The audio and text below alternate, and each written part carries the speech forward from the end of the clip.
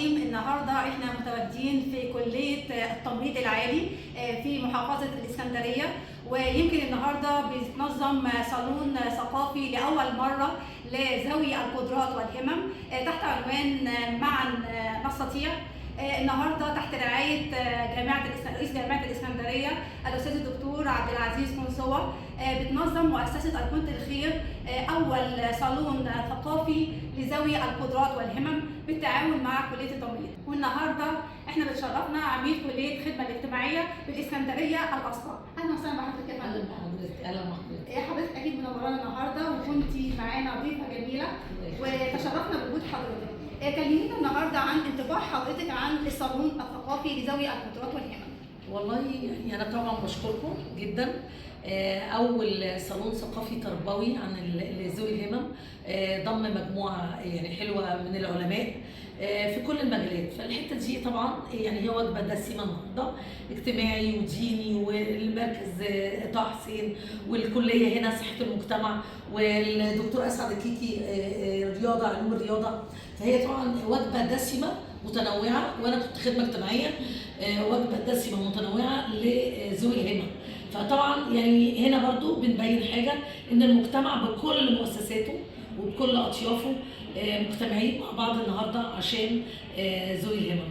حضرتك شايفه ان الوعي الثقافي يمكن يكون اقوى بكثير من التشريعات والقوانين الخاصه باطفالنا من ذوي القدرات والهمم؟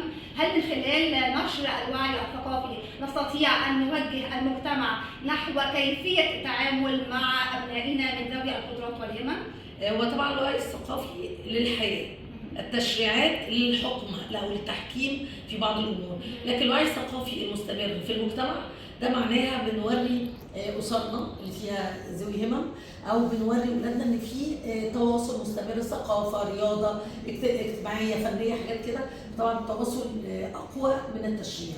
بصفتكم عميد اسبق للخدمه الاجتماعيه بالاسكندريه، كيف تسهم الجامعه في اعداد كوادر طلابيه قادره على التعامل مع ابنائنا من ذوي القدرات والهمم؟ طبعا احنا عندنا كخدمه اجتماعيه طبعا الصالونات الثقافيه اللي انتوا النهارده عاملينه في هذا الصدد هو صالون ثقافي تربوي رائع، يعني توعيه. هي دي اللي عندنا كطلبه، احنا بنوعيهم عن طريق التطوع، يتطوعوا لازم يحضروا. انا شايفه طلبه من خدمه اجتماعيه كانوا قاعدين في الصالون. يعني عايزه اقول لحضرتك ان هذه اللقاءات والامور التوعويه دي مهمه جدا جدا جدا اللي بنعلمها لطلبه الخدمه الاجتماعيه. حضرتك شايفه كيفيه تعزيز التعاون المشترك بين المؤسسات الاكاديميه والمؤسسات المجتمع المدني مثل مؤسسه ايقونه الخير اللي احنا النهارده بنسعى مع حضراتكم لتقديم لمسه حانيه لابنائنا والاسرهم من ذوي القدرات والهمم؟ هذه القوافل والمبادرات والصالونات هي برضو يعني عايزه اقول لحضرتك هي مؤثره جدا جدا جدا في اولياء الامور في احترامنا ليهم.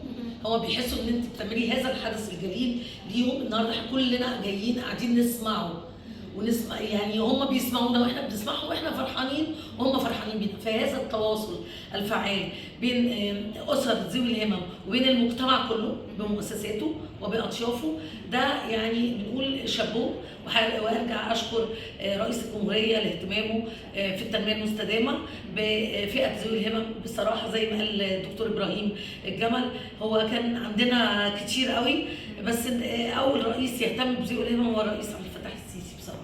تحية خاصة للقيادة السياسية وتحية خاصة لأبنائنا من ذوي القدرات والهمم، وتحية لحضرتك لتواجدك معانا النهارده. بس حابة أسمع كلمة أخيرة لأبنائنا نشجعهم وللأسر الرائعة اللي هي احتوت أبنائنا، كلمة أخيرة من الأستاذ الدكتور عميد كلية الخدمة الاجتماعية. بصي حضرتك، هي كلمة أنا بقول إن ربنا سبحانه وتعالى هذا الدعم النفسي المستمر من الأسرة أكيد هيوصل ذوي الهمم لحاجة مهمة قوي. التواصل، يعني أنا ابني السوي أو بنتي السوية أنا بفضل أبقى معتنية بيها، فما بال حضرتك ذوي الهمم هو عايز عناية أكتر وهي معاهم العناية الإلهية.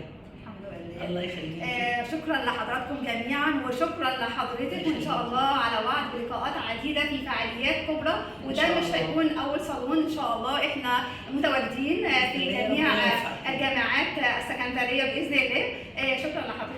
ربنا يوفقكم. ميرسي جدا لحضرتك، شكرا جزيلا. شكرا لحضراتكم جميعا. مع تحيات مؤسسة أيقونة الخير للتنمية المستدامة.